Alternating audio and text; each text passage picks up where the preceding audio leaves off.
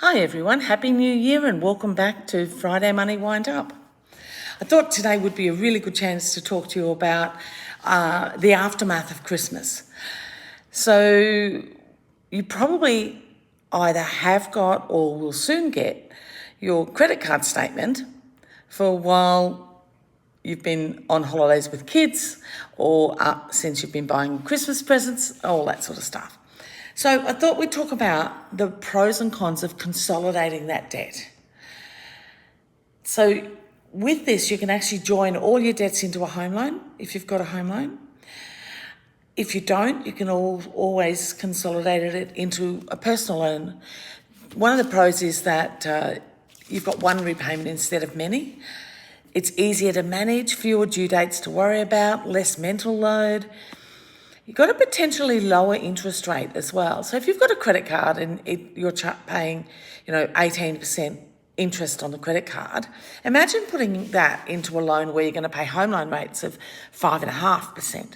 What can you save? Probably a lot of money. You have lower monthly repayments as a whole. So you might be paying your mortgage plus, several $100s on a credit card. You might be paying $500-600 on a personal loan or a car loan. If you load that all into one, we extend it back out to 30 years at a lower interest rate. One of the big things I like to do with these, though, is to have it as a separate loan to your actual home loan. So then you can see exactly what it is you've consolidated and pay extra money on that and get rid of it faster. So you can pay that small loan off in maybe 5 years instead of having a credit card debt that's lingered over years and years and years and never seems to go anywhere. And you'll have a clear payout time too, so you know exactly when this is going to be paid out. As I said, credit cards drag on forever.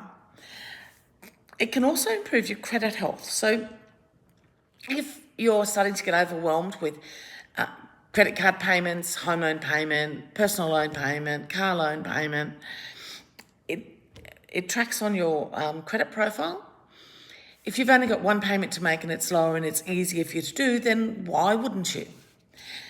But some of the cons are you may pay more overall. If you add that to your home loan and don't try and pay it off faster, you're paying it off over 30 years. So the accumulated interest over 30 years can be higher.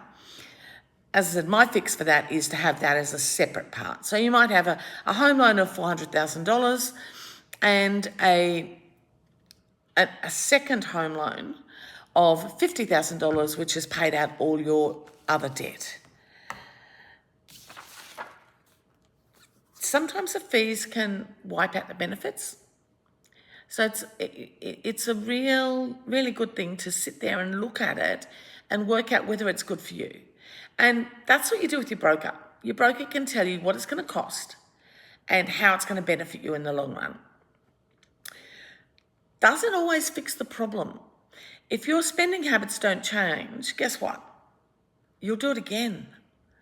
So best case scenario is, and I know we all get tricked into getting extra credit cards because it's on a great rate and everything, but we don't actually cut up the old credit card. So instead of having one credit card now with a limit of $5,000, you've got two with a limit of $5,000. And the temptation is to spend on both cards.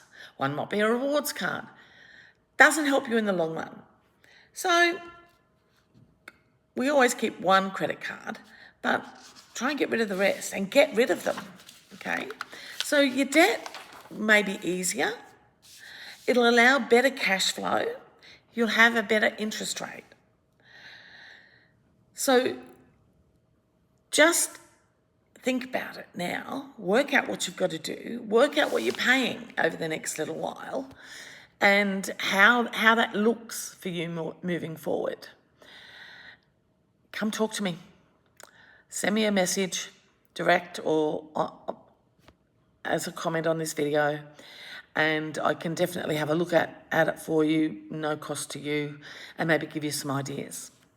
So everyone, have a great weekend and happy Friday Money Wind Up.